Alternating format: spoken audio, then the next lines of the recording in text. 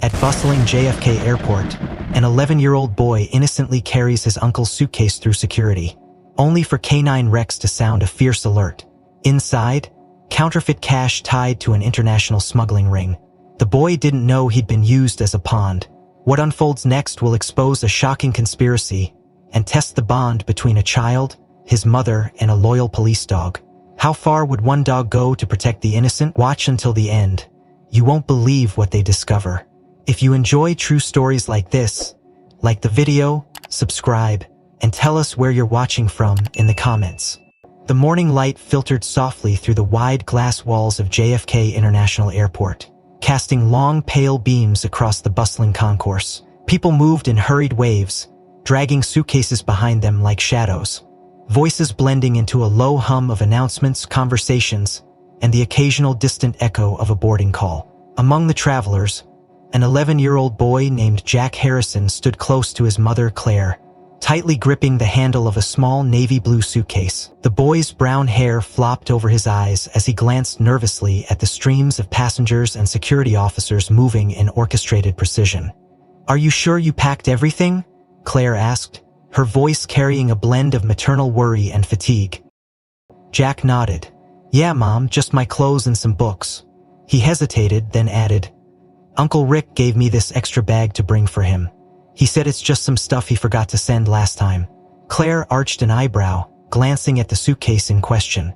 It looked perfectly ordinary, worn at the corners with a bright orange tag that read priority. She frowned slightly but shook her head. "You know how your Uncle Rick is. Always last minute. Let's get through security first. We can't miss our flight." They joined the line at Terminal 4's security checkpoint. Jack fidgeted with the suitcase handle, his fingers tracing the scuffed leather grip. His uncle had handed it to him that very morning in the parking lot, leaning in close with a quick wink. "Just a little favor, champ," Rick had whispered. "Do me proud, yeah? Don't open it, it's nothing interesting." Jack, eager to help and to earn his uncle's approval, had readily agreed. Now, standing amid the orderly chaos of the airport, the boy's eagerness had cooled into a simmer of unease. The security line inched forward. Jack and Claire removed their jackets and shoes, placing them into the gray plastic bins. The navy blue suitcase remained in Jack's grip until they reached the conveyor belt. Claire placed her tote bag and shoes onto the belt, turning to her son. "Put it on the belt, honey," she said gently. Jack hesitated a moment longer than usual, then obeyed. The suitcase slid forward with a soft thunk, swallowed by the mechanical maw of the X-ray scanner. Just beyond the checkpoint, Officer James Walker adjusted the leash of his partner Rex, a 6-year-old German Shepherd with a sterling record in the airport's canine unit. The dog stood alert, ears pricked, nose working the air in eager pulses. Walker had served with Rex for nearly 4 years, trusting the animal's instincts more than his own in certain situations. "Another day, another shift, buddy," Walker murmured, giving Rex a light scratch behind the ears. Suddenly, without warning, Rex's body stiffened. His nostrils flared as his head jerked sharply toward the conveyor belt. The dog emitted a low, guttural growl, a sound Walker rarely heard unless something was seriously wrong. "Rex, heel," Walker commanded, instantly alert. But the dog pulled hard against the leash, muscles taut, eyes locked on a single item emerging from the scanner. The navy blue suitcase with the orange. The German Shepherd lunged forward with a force that nearly tore the leash from Walker's grip. Passengers nearby gasped, stepping back as the canine barked and snarled, teeth bared. The commotion drew the attention of nearby TSA agents, who quickly closed off the area. Claire, just having retrieved her tote bag, froze. "Jack?" she called. Spinning around, her heart dropped when she saw the scene unfolding, her son's suitcase the focal point of the canine's frenzied attack. Jack's face went pale. "Mom, I don't know what's happening," he cried. His voice breaking, Officer Walker pulled Rex back momentarily, raising a hand to the approaching agents. "This is not a drill," he stated firmly. "We've got a high alert on that bag. Evacuate the immediate area." TSA officers began ushering passengers away as 2 agents in bomb disposal gear approached the conveyor. Claire rushed to Jack, wrapping her arms around him protectively. "Using that bag?" a stern voice asked. It was Special Agent Laura Perez from the airport's Joint Task Force. She had arrived moments after the alert went out. I don't know," Claire stammered, eyes wide. It's my brother's. He gave it to Jack to carry. We didn't pack it. Perez's expression hardened. We're going to need you both to come with us. Tears welled in Jack's eyes. Mom, I swear I didn't do anything wrong. Claire held him tighter. I know, sweetheart, we'll figure this out. As the bomb squad prepared to examine the suitcase, Rex remained tense at Walker's side, tail-stiff growls rumbling deep in his chest. Whatever lay inside that seemingly innocuous piece of luggage, the K-9 officer was certain of one thing. It wasn't safe. And for young Jack Harrison, what had begun as a simple favor would soon spiral into a terrifying ordeal, one neither he nor his mother could have ever foreseen. The secured inspection room at JFK's Terminal 4 was a stark contrast to the chaotic energy of the main concourse. Fluorescent lights buzzed softly overhead, casting a cold white glow over the stainless steel table where the navy blue suitcase now sat, flanked by a team of TSA agents and one visibly tense FBI special agent, Laura Perez. Across the room, Officer James Walker kept a steady grip on Rex's leash, though the German Shepherd strained toward the suitcase with relentless focus. Claire Harrison sat rigid in a metal chair, her arm around Jack, whose small frame shook with silent sobs. Laura Perez paced in front of the table, her eyes narrowing as she addressed the bomb squad technician who had just completed a preliminary sweep. No explosives detected, the technician reported, but your dog isn't wrong. Something's off. The lead TSA agent, a tall, broad-shouldered man named Richards, donned a fresh pair of gloves and slowly unzipped the suitcase under the watchful gaze of everyone present. The tension in the room thickened as the zipper's metallic rasp echoed sharply against the sterile walls. As the lid lifted, a collective breath seemed to catch in the air.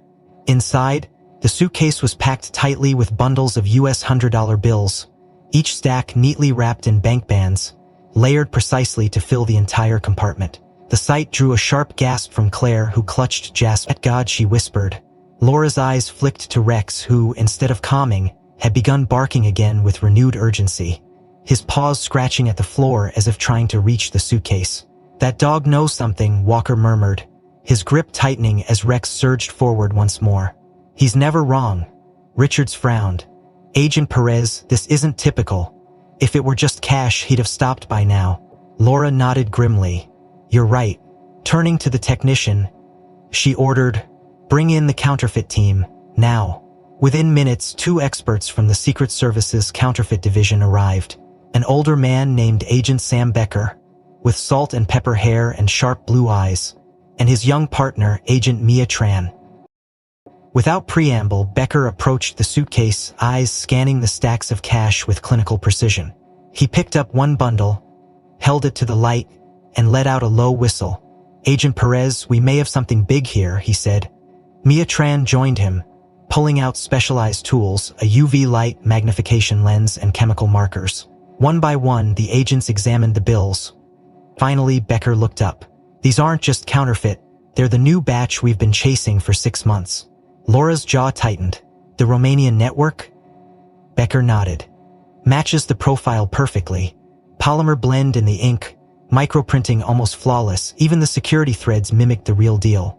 But the smell, that's what your dog's picking up, the volatile organic compounds used in their last print run. Rex's persistent barking seemed to intensify, as if to punctuate Becker's assessment. Jesus, Laura muttered. She turned toward Claire, her voice low but firm. Mrs. Harrison, are you absolutely certain you had no idea what was in that suitcase? Claire's eyes brimmed with tears.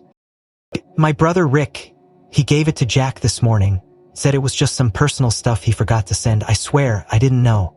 Jack wiped his face with the sleeve of his jacket, his voice small. Uncle Rick told me not to open it. He said it wasn't important. Laura exchanged a glance with Becker. He knew. He's using the boy as a mule. Becker nodded grimly. And it almost worked. This is professional gray-back daddy. Get up, Grandma. He trailed off, shaking his head. Across the room, Walker gave Rex a soft command, attempting to soothe him, but the dog remained agitated. Nose pointed at the suitcase, growls still rumbling deep in his throat. Mia Tran leaned closer, using a fine blade to gently pry apart the seams of the suitcase lining. If they're smuggling these bills, there may be more hidden compartments, she said. As she worked, Becker examined the suitcase's construction. noting the reinforced base and unusually thick sidewalls. "Classic smuggler's trick," he muttered. Moments later, Mia's blade caught on something.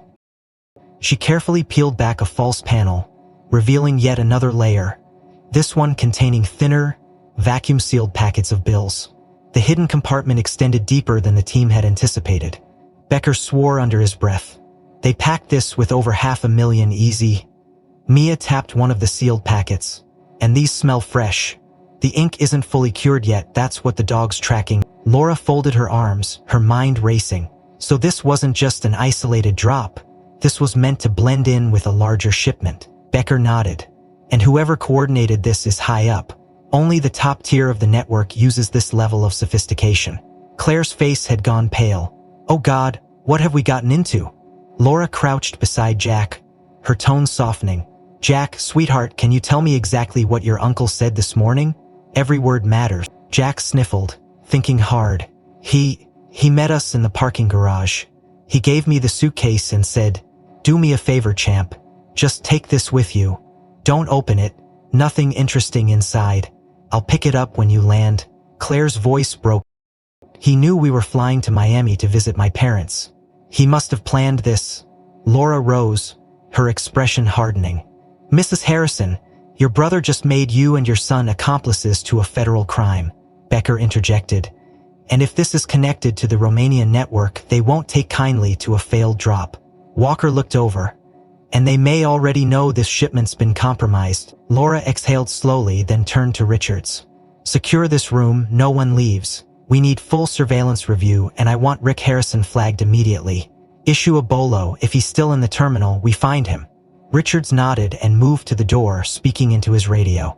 As the team continued dismantling the suitcase, pulling out more and more layers of counterfeit bills, Rex remained locked in his alert posture, unwilling to relax. Mia glanced up.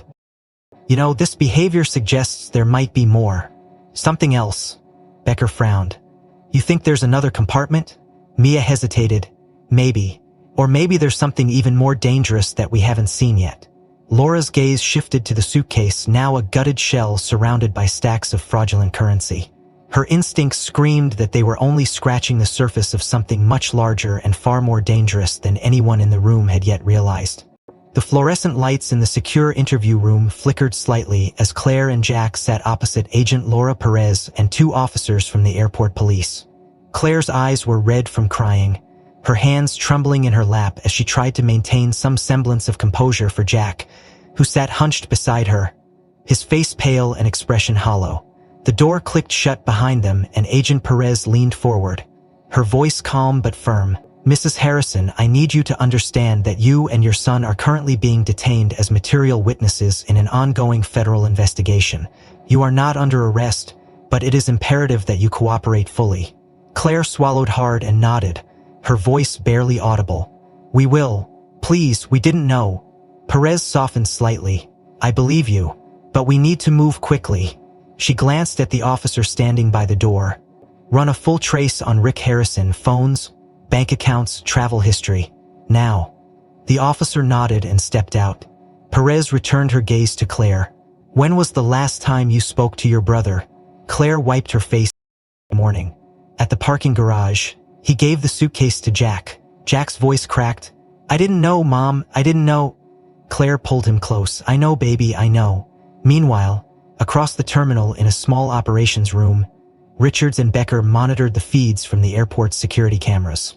"We got him on camera leaving the parking garage 2 hours ago," Richards reported. "He used a rental car, fake ID of course." Becker nodded grimly. He knew the drop failed and cut loose. Richards typed rapidly. "Running his financials now, this guy's good, layers of shell companies, offshore transfers. But here's something, he's got regular travel patterns between Miami, Havana, and Mexico City over the past year. No legitimate business to explain it." Becker's eyes narrowed. "That fits the profile. The counterfeit ring we've been tracking operates out of Eastern Europe, but they use Cuba and Mexico as transit points. Rick Harrison just became a person of extreme interest." Back in the interview room, Perez's phone buzzed. She answered quickly, her tone sharpening as she listened. Hanging up, she faced Claire with new urgency. Your brother's travel history matches known smuggling routes for the Romanian counterfeit network. He's been in and out of Cuba and Mexico multiple times in the last 6 months. Claire gasped. Oh my God, no, Rick would never. Perez cut her off gently but firmly. Mrs. Harrison, we have evidence that suggests otherwise. He used your son to smuggle $500,000 in counterfeit bills. That's no accident. Claire buried her face in her hands, her voice breaking. I didn't know, I swear I didn't know. Jack sat frozen, staring at the table. Perez continued. Right now, we need to locate him before he disappears completely. If you remember anything he said, anyone he mentioned, you need to tell us. Claire struggled to think through her panic. He said he was meeting someone next week in Miami, something about closing a deal. Perez's eyes sharpened. Who was he meeting? Claire shook her head helplessly. He didn't say. Outside, Richards pulled up Rick's phone records. Last call was to a number linked to a known intermediary for the counterfeit network. Burner phone, of course. But it pinged a tower near the docks 2 nights ago. Becker leaned in. The docks. That's how they move the bills in bulk. Small shipments like this one test the route. Richards typed furiously. He's got him on record purchasing ferry tickets to Cuba 6 weeks ago, and 2 trips to Mexico City booked under another alias. Becker's jaw tightened. This is bigger than we thought. He's connected. And if the network knows the drop failed, they'll burn the whole pipeline.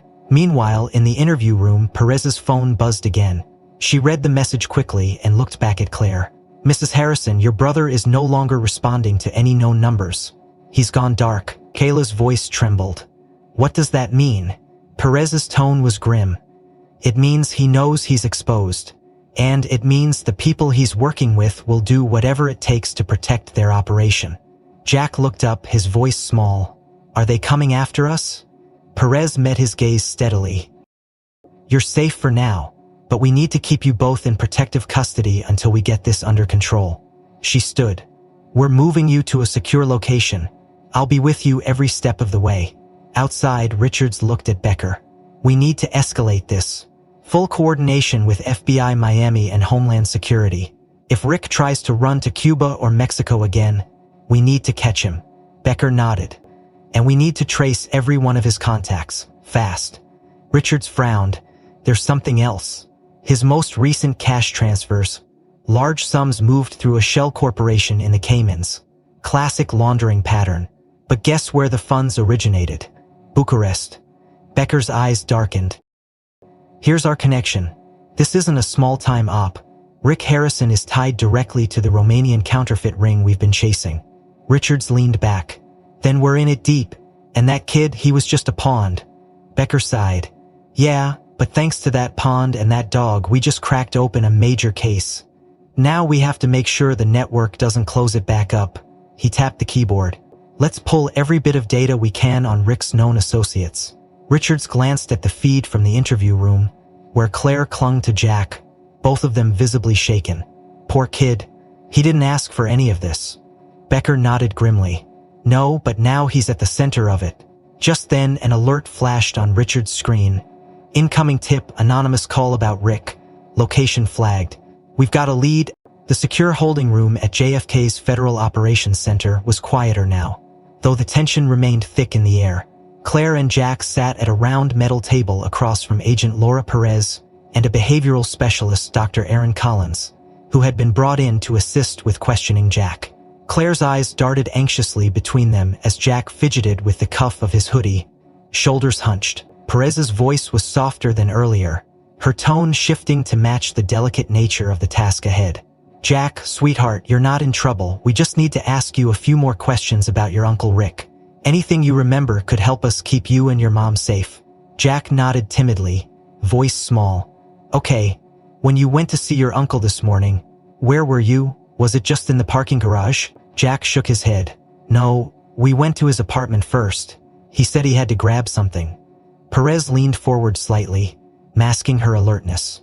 Tell us about his apartment. What did it look like? Jack blinked, thinking hard. It was kinda messy. There were boxes everywhere. And there was this room in the back. Claire frowned. Puzzled. Room in the back? I didn't know he had a room back there, Jack continued slowly.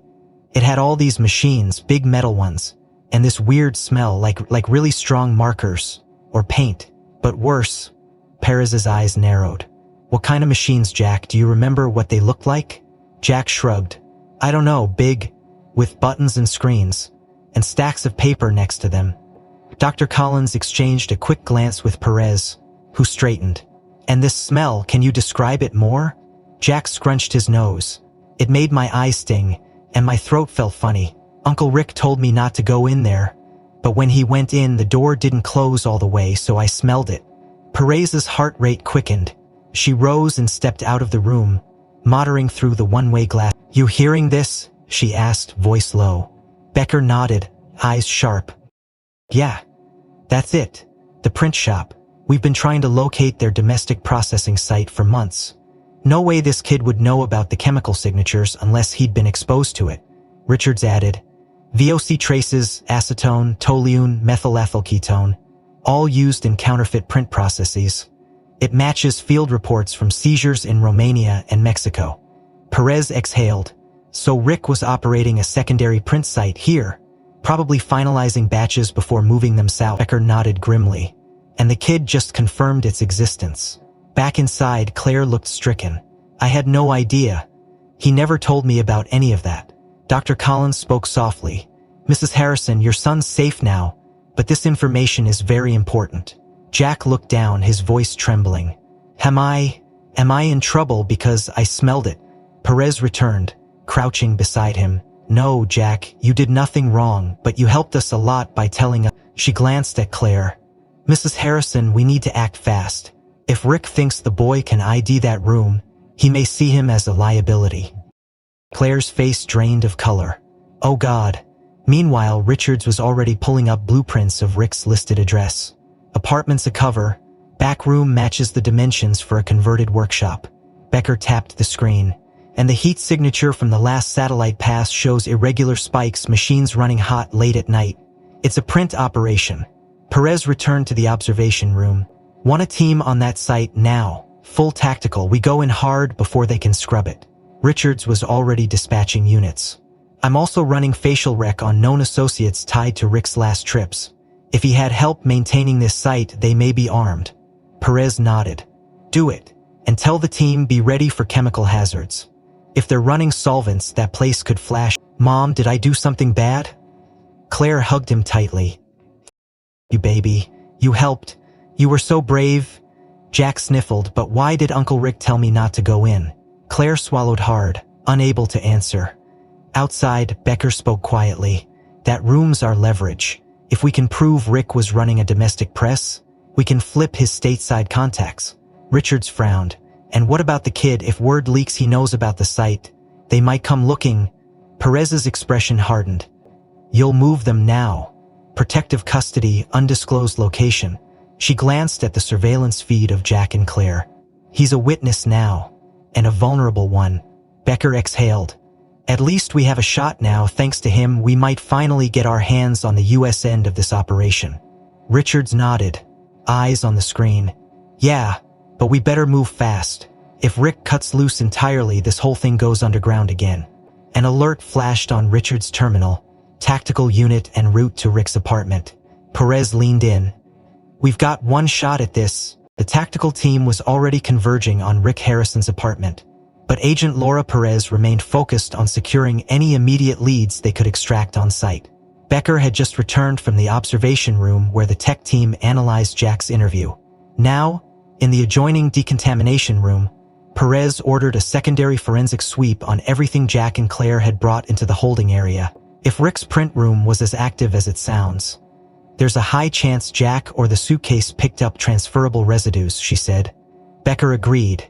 And if we can isolate a signature, we can backtrace it to any other locations the network's using nearby. Officer James Walker, who had stayed with Rex outside the interview area, watched as the forensics team prepared to take swabs from Jack's hoodie, the suitcase handle, and even the inner lining of Claire's tote bag. The German shepherd paced restlessly at Walker's side, ears flicking at every new scent introduced into the sterile room. Perez returned, her expression sharp. Becker, while the lab runs their samples, I want to run Rex on all personal effects. He might give us an immediate direction. Becker nodded. Good call. If there's an active volatile compound trail, the dog will pick it up faster than any spectrometer. Claire looked worried as they entered. What's going on now? Perez knelt beside Jack. Sweetheart, we just need to see if Rex smells anything important on your clothes or the suitcase. You don't have to do anything, okay? Jack nodded silently. Walker gave Rex a low command and unclipped his lead. The shepherd moved forward, nose working the air in rapid bursts. He paused at the suitcase first, giving it one last cautious sniff, then turned sharply toward Jack's hoodie, nose bumping against the fabric near the left sleeve and chest area. A low, rolling growl vibrated in his throat as his body stiffened. Walker watched carefully. He's got something. Strong reaction. Rex's behavior intensified as he sniffed further down the sleeve and along the hem of Jack's shirt, pawing lightly at the fabric before stepping back and locking eyes with Walker. Perez's pulse quickened. His confirmation, she said, glancing at Becker. Trace residue on Jack's clothes. Claire looked horrified. What does that mean? Perez answered gently but firmly. It means the suitcase and your son's clothing were exposed to the chemical environment of that print room, likely very recently. Becker added, and if those chemicals are still fresh on his clothes, we can potentially track the exact compound mix to find any additional sites Rick may have used. Walker called Rex back to heel as the forensic techs quickly secured Jack's hoodie and shirt into sealed evidence bags. One technician confirmed, initial swab shows elevated acetone and toluene traces, much higher than background environmental levels. Becker nodded. We're in the right direction. Richards entered moments later, a tablet in hand. Preliminary cross-referencing VOC profiles from the print shop raids in Europe shows this mixture isn't random. It matches a known formula used by a specific Romanian printmaster known as Dumitru Alexei. Our analysts have tagged that profile with 2 prior seizure cases in Mexico last quarter. Perez's eyes lit up. If Rick had that formula active in his apartment, he's working under or with Alexei's U.S. contacts. Richards continued. Here's the kicker. Satellite thermal scans show one nearby anomaly. Heat signature matching active equipment. But it's not at Rick's apartment. It's a leased warehouse 3 miles east of JFK, near the logistics park. Becker leaned over to examine the map. Perfect location for moving bulk counterfeit shipments quickly, near freight lanes, air and ground. Perez issued swift orders. We move now. Get tactical on standby, but let's run a fast canine sweep first. If Rex can confirm the same compound trail at that warehouse, we'll hit it full force. Claire gripped Jack's hand tightly as the agents prepared to mobilize. Will we be safe? She asked. Perez softened. We're moving you both to protective custody now. You've been incredibly brave, and you've helped us more than you know. Meanwhile, Walker clipped Rex back onto his lead. The dog remained tense, still visibly locked onto the chemical scent. He's ready, Walker said. The team moved out rapidly, convoying toward the identified warehouse. Rex rode in the back of Walker's vehicle, pacing with focused energy as they neared the target. The convoy stopped 2 blocks out to avoid tipping off any observers. Walker disembarked with Rex and approached the perimeter carefully, accompanied by 2 agents and a chemist equipped with portable Vox sensors. The moment they neared the east entrance of the warehouse, Rex lunged forward, nose working the air furiously. His body stiffened again, tail high, as he emitted a deep growl and pulled hard toward the base of the loading dock door. Walker relayed quickly. Confirmed. He's tracking the same signature. The chemist ran the portable sensor near the doorframe. Voc levels spiking. Acetone, toluene, MEK. Exact match to the previous profile. Perez's voice crackled over the comms. That's our confirmation. Prepare to breach on my order. Tactical teams moved into position as Richards relayed fresh intelligence. Property leased under a shell company tied to known Romanian intermediary. This is almost certainly a primary transshipment point, Becker added. And if they were planning to move the batch Jack carried, there's a good chance more is staged inside. Walker tightened his grip on Rex's lead. The dog quivered with readiness, nose pressed to the metal as he whined softly, signaling fresh scent trails inside. Perez's voice came firm through the channel. Stand by for breach. The command came through sharply in Agent Laura Perez's earpiece. Breach, go. The tactical team surged forward, black-clad figures flowing like liquid shadows toward the warehouse's reinforced entry points. At the east loading dock, Officer James Walker held Rex back with a firm grip, the German Shepherd's body trembling with anticipation. Nose still pressed hard against the dock's frame. With a controlled explosion, the breach team detonated the locking mechanism, sending the heavy door slamming open with a metallic screech. Flashbangs arced through the air, detonating in brilliant bursts of light and concussive sound that echoed off the warehouse's steel walls. Moments later, the team poured in, weapons trained, voices cutting through the haze. "Federal agents, show your hands." Walker and Rex moved in moments later, following behind the first sweep team. The warehouse was vast, dimly lit by a few overhead fluorescents flickering weakly. The acrid tang of solvents and ozone hung thick in the air, immediately recognizable to anyone familiar with illicit print operations. In the center of the space stood a line of industrial-grade printers, their surfaces gleaming under the harsh light. Stacks of blank paper and partially printed currency sheets littered nearby work tables, though many of the surfaces were conspicuously empty. Perez entered behind Walker, scanning the scene with sharp eyes. "Clear," one of the agents called, voice tight over comms. Another agent moved toward the central machines, inspecting the equipment. "We are the real deal," he reported. "High-end offset printers modified for counterfeiting. And the solvent's still warm. Someone was working here within the last few hours." Becker arrived next, already donning gloves as he approached the nearest table. "Where's the product?" he asked grimly. The answer came quickly from the forensic techs sweeping the space. "Minimal finished currency left on site. Only a few bundles, not enough to match the scale of this setup." They cleared most of it out. Perez's expression tightened. "Damn it, someone tipped them off." Richards piped in from the mobile command unit outside. Agent Perez pulling live feeds from the warehouse security system now. "Looks like they didn't wipe the cameras, either too rushed or sloppy." Moments later, a video stream appeared on the team's portable monitors. The grainy footage showed days of activity compressed into quick timestamps. Workers, mostly masked and gloved, loaded pallets of counterfeit currency onto unmarked vans. Then, a paused frame caught Perez's eye. "Freeze. Zoom in," she ordered. The tech complied. The footage from 3 days earlier sharpened, revealing a woman in a bright red jacket entering through the side door. In her hand, she held a small boy's wrist. The boy's face turned briefly toward the camera, clear despite the low resolution. It was Jack. Claire gasped from behind the observation screen in the command van. "That's impossible," she whispered. Perez's voice remained calm but urgent. "Claire, are you absolutely sure you never brought Jack here?" Claire's eyes filled with tears. "Never. I swear to God. I've never even seen this place." Perez's jaw clenched. "Then someone brought him without your knowledge. Look at the woman." The frame advanced slightly, showing the woman's profile as she guided Jack deeper into the warehouse.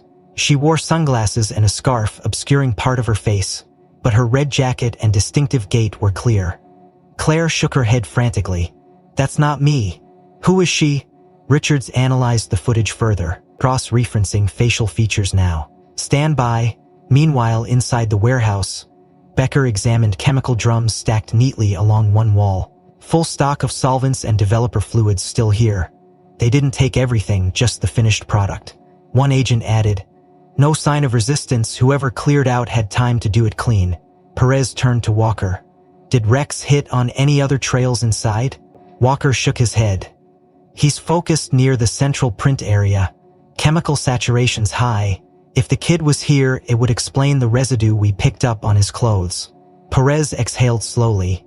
"Which means Rick brought him in, or had someone else do it." Richard's voice crackled back in. Facial rec hit. The woman matches Anna Dumitrescu, Romanian national, known associate of Dumitru Alexei. She's been flagged in connection with prior counterfeit operations across Eastern Europe. Perez's eyes narrowed. "And now she's here, using Jack." Claire covered her mouth, voice trembling. How did she even get to him?" Perez met her gaze steadily. "We'll find out, but for now this confirms the link between Rick's operation and the Romanian network." Inside, Becker examined a nearby stack of manifests and shipping labels. "We've got partial logs, some shipments coded for Miami and Houston. They were prepping for large-scale distribution." Perez turned back to the video feed. Another frame showed Anna exiting the warehouse alone hours later. No sign of Jack. Where did they take him after this, she wondered aloud. Richards replied, we'll pull traffic cams from the surrounding blocks. If they used a vehicle, we'll trace. Becker glanced at the active print equipment. The site's compromised now, but if Anna was handling the distribution, there's another storage location nearby. No way they'd risk moving all product through one facility this exposed. Walker added, and Rex will pick up any residual trail if they used nearby routes. Perez nodded. Good. We move fast. Richards, full trace on Anna's last known movements. I want her found now. Outside, Claire stood trembling, holding Jack close in the protective custody van. They used him, she whispered. They used my son. Perez stepped in, voice firm but gentle. Claire, listen to me. Jack's safe now, but your brother and his contacts pulled him into this. We need every detail you can remember about Rick's recent behavior. Claire wiped her face, struggling to think. He was nervous. He kept checking his phone. And a few days ago, he said he needed to square something away before the family trip. I thought he meant work. Perez nodded grimly. That was the setup, and that's why we need to find Anna before they disappear again. Richards came back on comms. Traffic cam analysis in progress. One hit already unmarked white van leaving the area 4 minutes after Anna exited. No plates visible yet, but we're enhancing the footage. Becker joined Perez outside the warehouse. We've got enough to prove operational links, but without the bulk currency seized, the higher-ups won't be satisfied. Perez's gaze hardened. Then we find her. Just then, the analyst's voice cut in over comms. Agent Perez, we have another hit. Van sighted heading toward a private airstrip outside the city perimeter. Agent Laura Perez's pulse quickened as Richards relayed the latest intel through her earpiece. Agent Perez? Positive ID confirmed, Anna Dumitrescu. We pulled immigration records and financials. She entered the U.S. 6 weeks ago on a Romanian business visa. Known past associate of Dumitru Alexei, but here's something else. You're going to want to hear this. Perez glanced at Claire and Jack in the protective custody van, their faces pale with exhaustion and fear. Go ahead. She responded crisply. Anna wasn't just any associate. We found old social media data and personal correspondence. She had an ongoing relationship with Rick Harrison about 2 years ago. They were romantically involved for several months. There's more. During that time, she occasionally worked as a nanny for the Harrison family. Several neighborhood posts confirm she was trusted enough to take Jack on outings while Claire was working. Perez's jaw tightened. Damn it, that explains why Jack wasn't scared. He already knew her. She turned toward Becker, who had just arrived with fresh forensic reports. Anna wasn't a stranger to Jack. She had access to him long before this. Becker exhaled heavily. And if Rick's still coordinating with her, this whole operation was layered with personal leverage, using trust to pull the boy in. Inside the van, Perez sat beside Claire, who was shaking her head in disbelief. Claire, I need you to think back. When was the last time Anna had contact with your family? Claire clutched Jack's hand, her voice trembling. I thought they broke up a year ago. She stopped coming around. I never imagined she'd still be involved. Or that she faltered, struggling to process the betrayal. Perez leaned forward gently. We believe Anna used her past connection with Jack to get him to the warehouse. Do you remember Jack mentioning seeing her recently? Claire turned to her son, her voice soft. Jack, sweetheart, do you remember the lady in the red jacket? Did you see her lately? Jack's eyes flickered with recognition. He nodded slowly. A few days ago. Claire's breath caught. When, baby? What happened? Jack bit his lip, thinking hard. Uncle Rick called. He said a friend was going to take me shopping. He said it was a surprise. Claire's voice cracked. Oh my God. Jack continued, voice growing steadier. He picked me up in her car. She said we were going to get toys. Perez's gaze sharpened. And did she take you anywhere else? Jack nodded.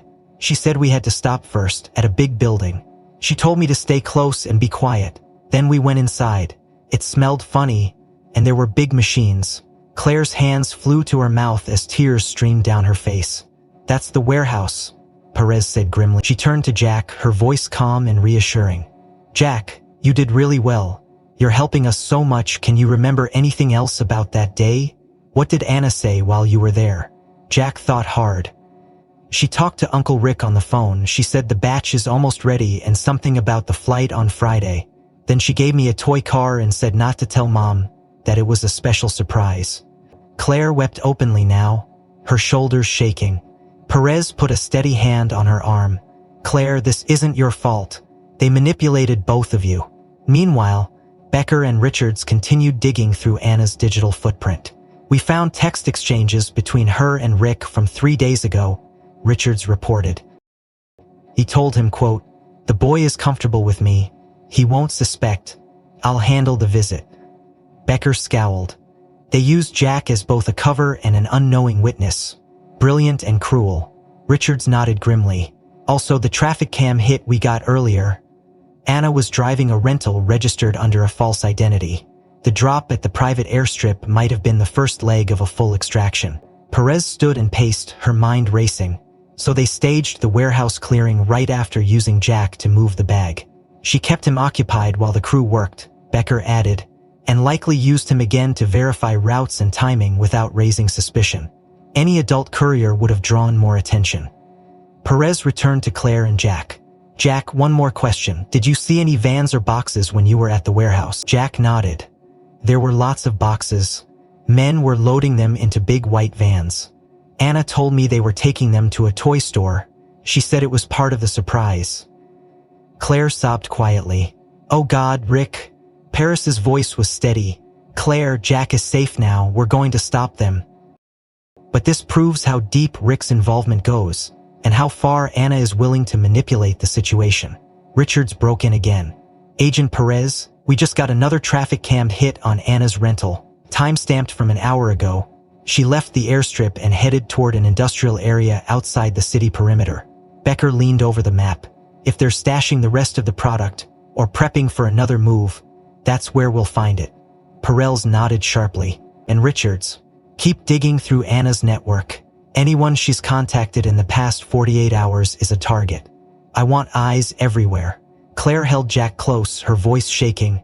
Please find her. Don't let them take him again. Perez met her gaze firmly.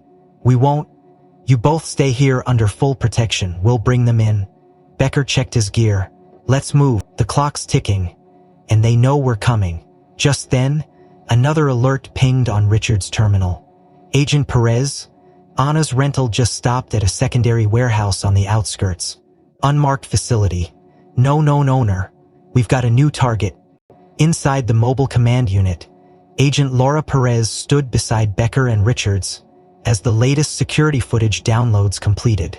Across from them, Claire sat clutching Jack's hand, her knuckles white against the small boy's trembling fingers.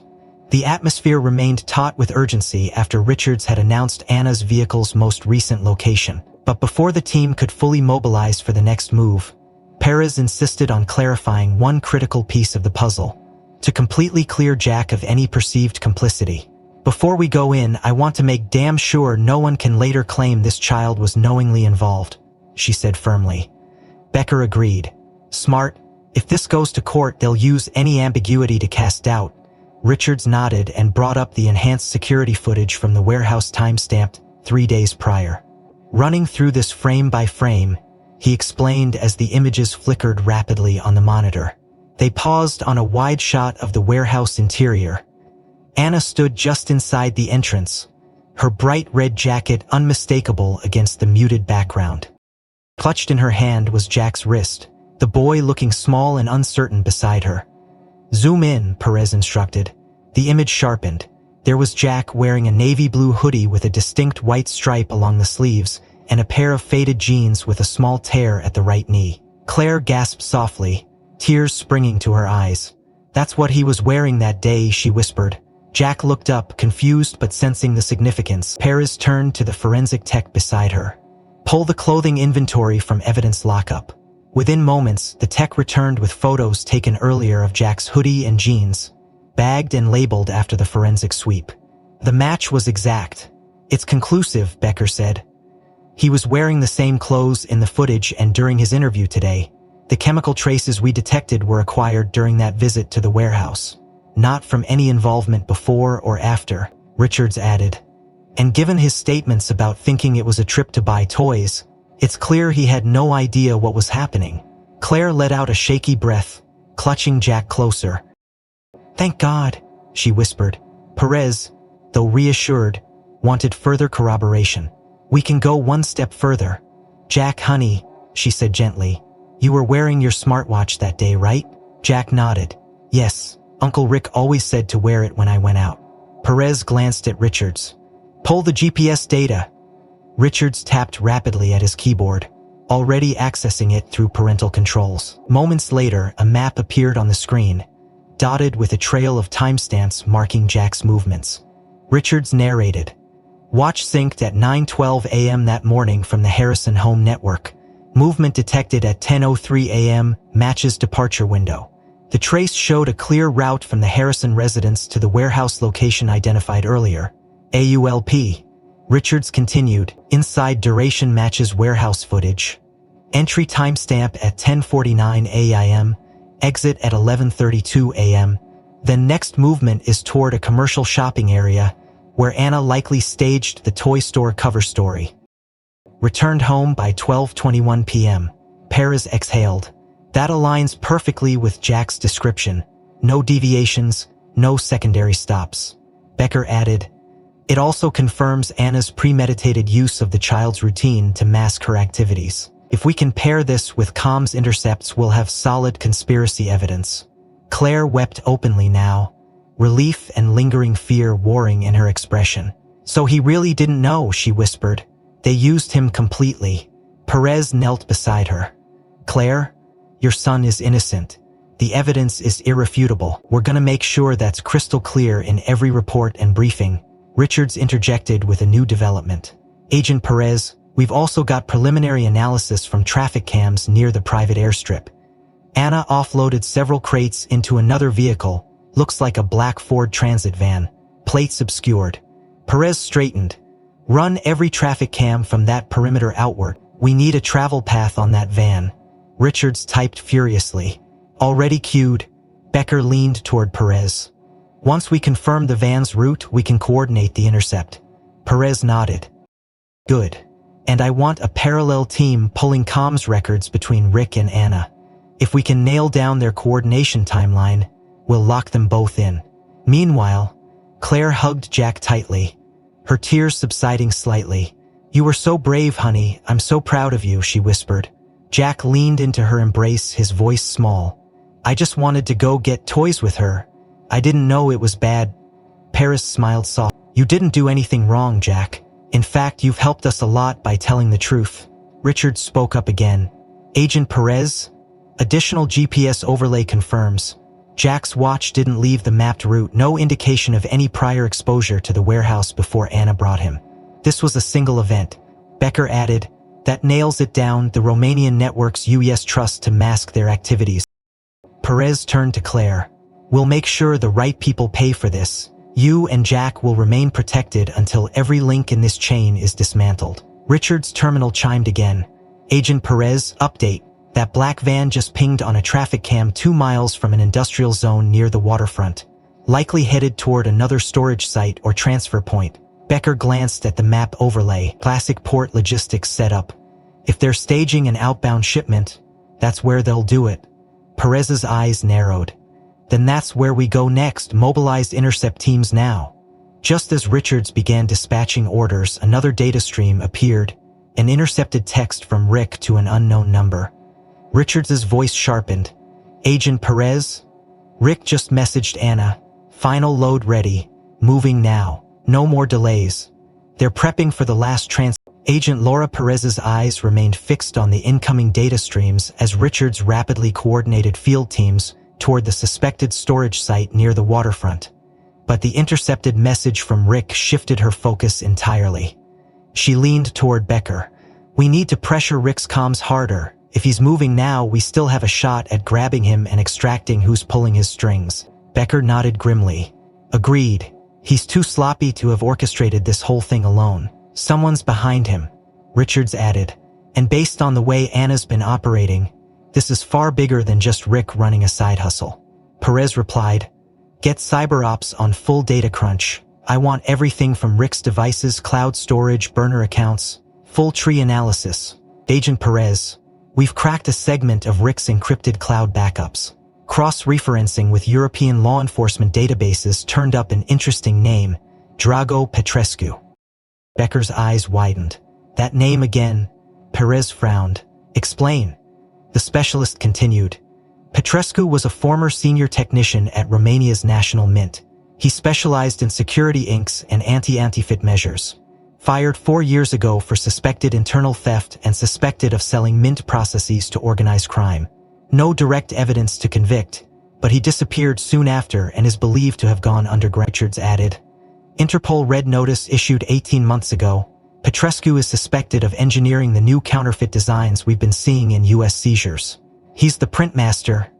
Perez's jaw tightened. And now we know he's been running Rick. Becker reviewed the extracted messages. Rick's recent texts referenced the doctor several times. Petrescu must be coordinating the U.S. end through Rick and Anna. Richards pulled additional financials. And get this, Rick received several offshore transfers from shell corporations linked to known Petrescu fronts in Eastern Europe. Funds moved through a Belize-based account 4 weeks ago. He's been on their payroll. Perez's voice sharpened, which explains the sophistication of this operation and why the print formula matched Romanian signatures. Becker leaned in. But if Petrescu's in play, this isn't just about U.S. distribution. He's testing new pipelines for global scale. Perez's gaze hardened. Then we shut it down here now. Just as she spoke, another alert pinged. Richards glanced at the new intel and his expression darkened. Agent Perez, tip from one of our airport intel assets. Rick just checked into a hotel 5 kilometers from JFK, near the Long Island Expressway. He used a fake name, but facial recognition flagged him on entry. Paris's pulse surged. What's he doing there? Richards replied, likely staging for exfiltration. Surveillance caught him entering the hotel carrying 2 duffel bags. One confirmed as a bag previously loaded at the warehouse site. Becker added, and given Anna's last message, this could be his final drop before running. Perez spoke crisply. Mobilize tactical now. I want eyes on that hotel room, immediate containment. We take him alive. Richards coordinated the strike team while Perez quickly briefed Claire.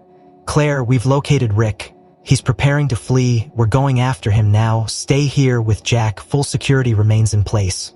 Claire's, we shook with emotion. Please, bring him in. Make him pay for what he did to my son. Perez nodded firmly. We will. The strike team moved swiftly, supported by FBI, SWAT, and local PD. Within 15 minutes, they surrounded the modest airport hotel. Perez monitored the live drone feed as tactical operators stacked at room 312's door. Richards relayed intel. Thermal shows one subject inside, pacing bags visible near the bed. Becker added, if he's desperate, he may run or destroy evidence. Go fast. Perez gave the green light. Execute. The team breached with precision, door bursting open under controlled force. FBI, hands in the air. Rick Harrison stood frozen, halfway to the window, a duffel clutched in one hand, a burner phone in the other.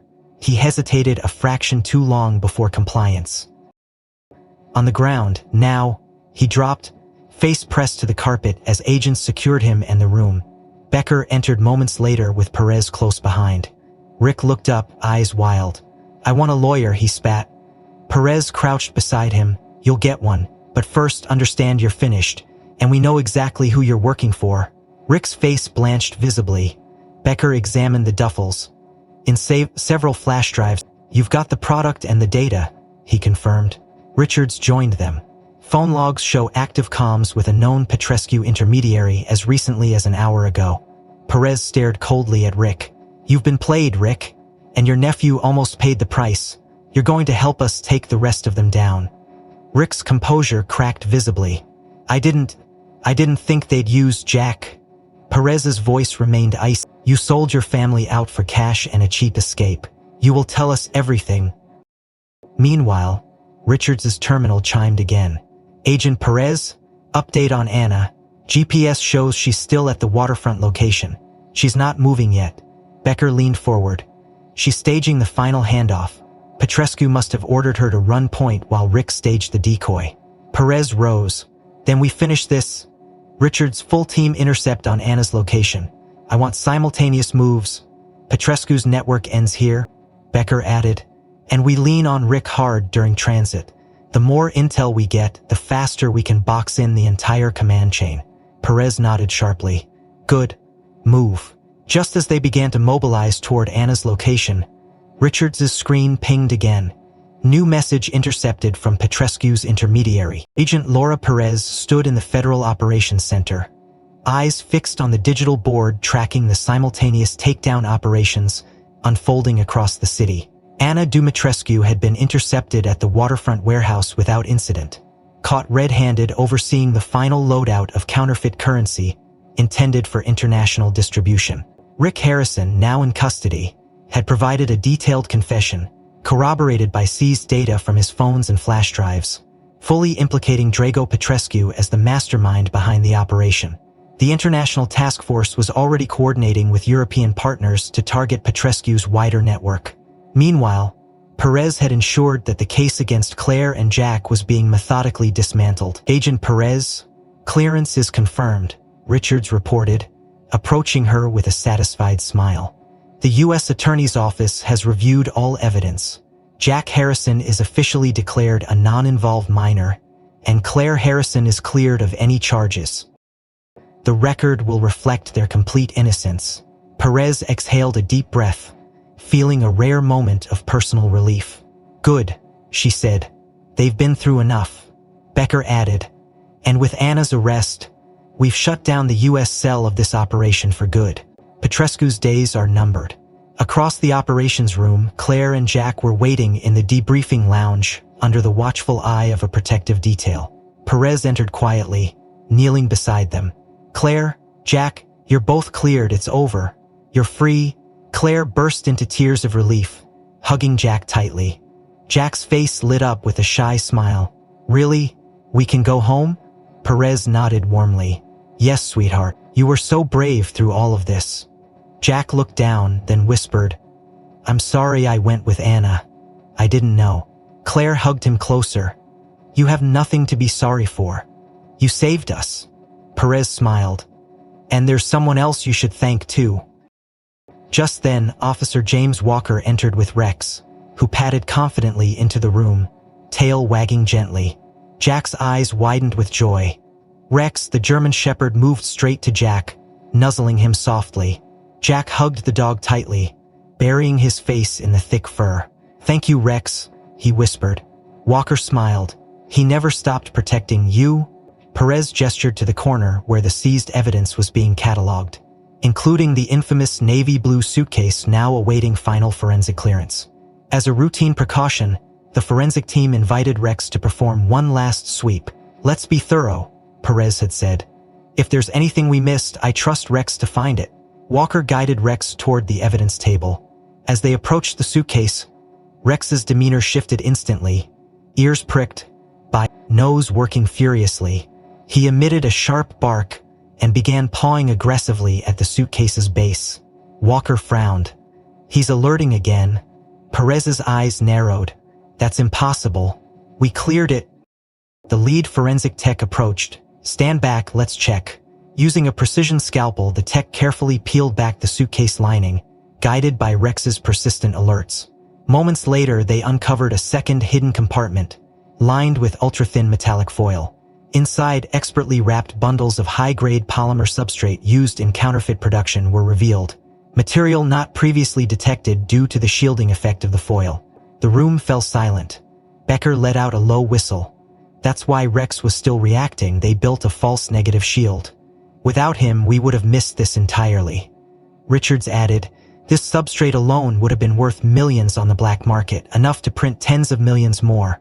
Perez approached Rex, kneeling to stroke us from missing the last piece. Walker beamed with pride. He never gives up. News of Rex's discovery spread rapidly through the task force, and soon across wider agency channels. Within days, the story reached national media, headlines celebrating the K9 who outsmarted an international counterfeit ring. In the days that followed, Claire and Jack returned home under full protection until the remaining peripheral arrests were completed. On their final day at the safe house, Jack sat at the small kitchen table, tongue poking out in concentration as he wrote carefully on a sheet of lined paper. Claire watched from the doorway, curiosity twinkling in her tired eyes. "What are you writing, honey?" Jack looked up, face earnest. "A letter. For Rex and Officer Walker, I want to say thank you." Claire's eyes brimmed with emotion. "That's a wonderful idea." The next morning at JFK's K-9 Unit headquarters, Walker and Rex stood before a small crowd gathered for a formal commendation ceremony. Perez addressed the group. "Thanks to the unwavering vigilance of Officer Walker and Rex, we not only dismantled a major counterfeit operation, but protected an innocent child from being further exploited. Rex's dedication exemplifies the very best of what these teams bring to our security." Amid the applause, Walker accepted a special commendation medal for Rex, which now gleamed proudly on the shepherd's collar. As the crowd dispersed, Claire and Jack approached quietly. Jack held out his folded letter with both hands. "For you and Rex," he said shyly. Walker smiled and accepted it, reading the simple, heartfelt words aloud. "Dear Rex and Officer Walker, thank you for saving me and my mom. I was scared, but you helped me. I will never forget you. Love, Jack." There wasn't a dry eye in the room. Later, a photo of Jack's letter, accompanied by an image of him hugging Rex, was shared across law enforcement and social media circles. The story resonated deeply, a symbol of loyalty, courage, and the unbreakable bond between protector and protected. In the months that followed, that simple image of a boy and a dog became an enduring symbol within the K-9 and airport security community, reminding all who saw it that sometimes, even in the darkest moments, trust and bravery can shine the brightest.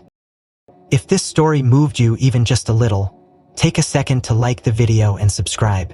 It helps us bring more true, powerful stories like this to you.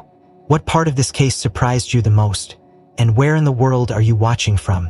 Tell us in the comments below. We love hearing your thoughts and where you're tuning in from.